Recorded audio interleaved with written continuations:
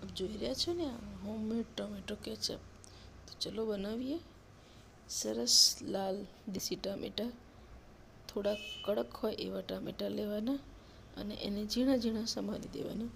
અહીંયા મેં 2 કિલો ટામેટાં લીધા છે. ધોઈ અને બરાબર લૂછી કાઢવાના, એકદમ કોરા કરવાના અને ઉપરનો ભાગ આ રીતે કાઢી નાખવાનો અને પછી તેના મીડિયમ સાઇઝના પીસ કરવાના. 2 કિલો ટામેટામાંથી 3 થી 4 ટામેટાં થોડાક ડાઘાવાળા કે સોફ્ટ હોય એ કાઢી નાખવાના. એટલે લગભગ 1.5 થી પોણા 2 કિલો આ ટામેટાં થયા છે. બધા જ સમારી લીધા છે.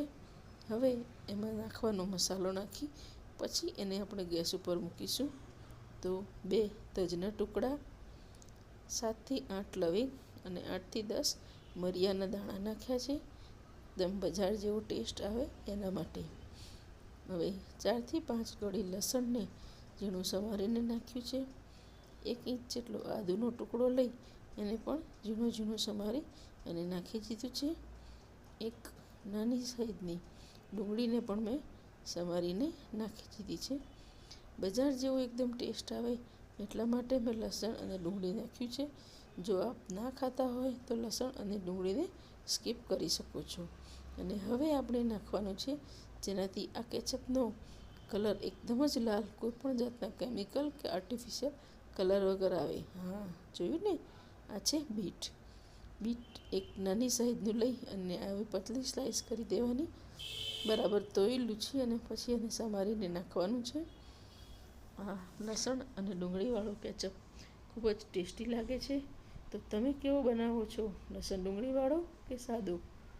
મને જરૂરથી કોમેન્ટમાં જણાવજો.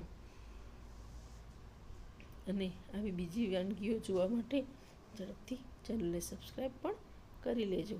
હવે આમાં 3 થી 4 ચમચી જેટલું પાણી રેડવાનું છે અને બધું જ બરાબર હલાવી દેવાનું છે.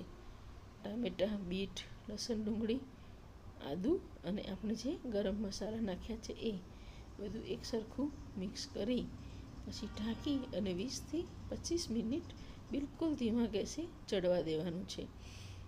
ટામેટાં થોડાક આપણે કડક લીધા છે એટલે ચડતા વાર લાગશે, પણ ઢાંકીને ચડવા દેવાના છે. વચ્ચે વચ્ચે ચોંટી ના જાય એટલે ખોલીને હલાવતા રહેવાનું. સતત 20 મિનિટ સુધી આ રીતે ઢાંકીને ચડવા દીધાથી એકદમ જ 3 થી 4 ચમચી જેટલા પાણીમાં ખૂબ જ સરસ આપણી આ ટોમેટોની પેસ્ટ તૈયાર થઈ જશે. અને આ ગરમ મસાલા અને આદુ લસણના કારણે એકદમ જ બજાર જેવો ટેસ્ટ આવે છે.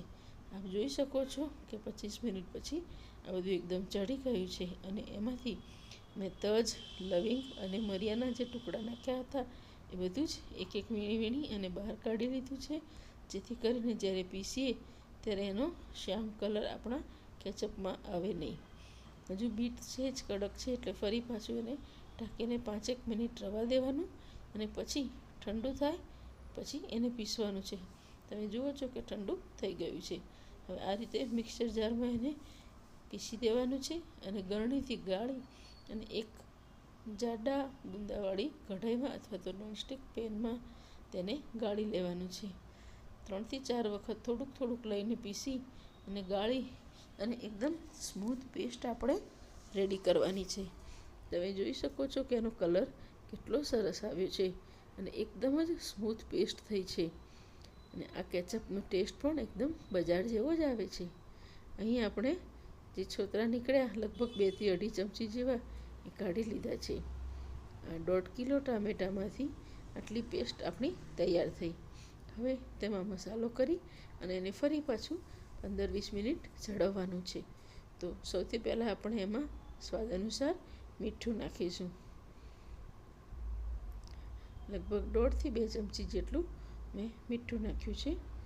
તીખાશ તો લસણ, આદુ અને ડુંગળીના કારણે અને ગરમ મસાલાના કારણે આવી છે, પરંતુ સહેજ કલર પકડાય એટલે 1 ચમચી જેવું આપણે કાશ્મીરી મરચું નાખીશું. આમાંથી તીખાશ નથી આવતી પણ એનો કલર સરસ લાલ આવે છે. તો મીઠું અને કાશ્મીરી મરચું આપણે કેચઅપમાં મિક્સ કરી દઈશું. હવે અહીંયા મેં ખડી સાકરને દળીને લીધી છે, લગભગ 200 ગ્રામ જેવી લીધી છે. તમે જો ખાંડ ખાતા હોય તો ખાંડ એને દળીને નાખી શકો છો.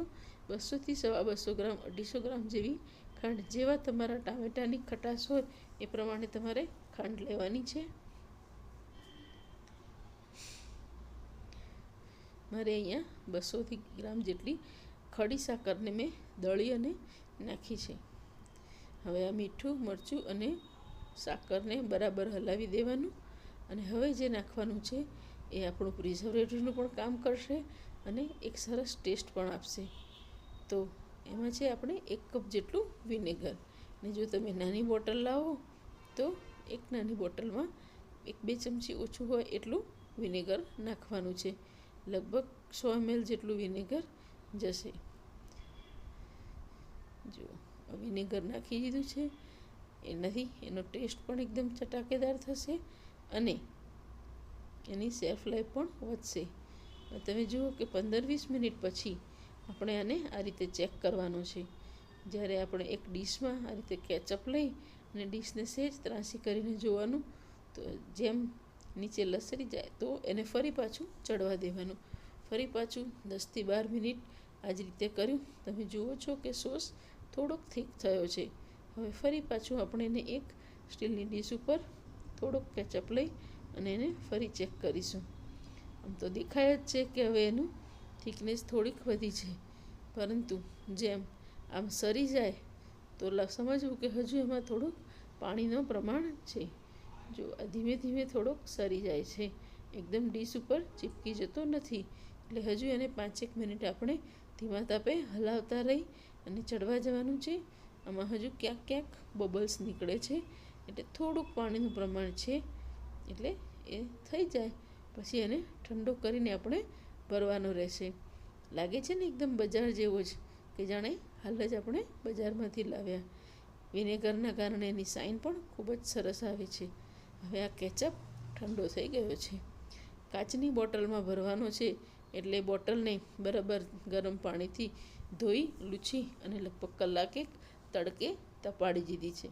આ રીતે તૈયાર કરી એરટાઇટ બોટલમાં એને ભરી રાખવાથી તમે આ કેચઅપને 12 મહિના સુધી સાચવી શકો છો. આ તો 1.5 કિલો ટામેટાનું જ છે, એટલે કદાચ 2-3 મહિનામાં પૂરો પણ થઈ જશે. પરંતુ જો તમે સમય હોય તો આવી રીતે વધારે ટામેટાનો કેચઅપ બનાવી ફ્રીજમાં સ્ટોર કરી શકો છો અને આખું વરસ તમારા બાળકોને ઘરના જ ચટપટા નાસ્તાની જોડે ઘરનો જ કેચઅપ આપી શકો છો. તો રેડી છે હોમમેડ ટોમેટો કેચઅપ. આ વિડીયો ગમ્યો હોય તો લાઈક શેર કરજો અને આવા નવા વિડીયો જોવા ચેનલને સબસ્ક્રાઈબ કરજો. Bye bye.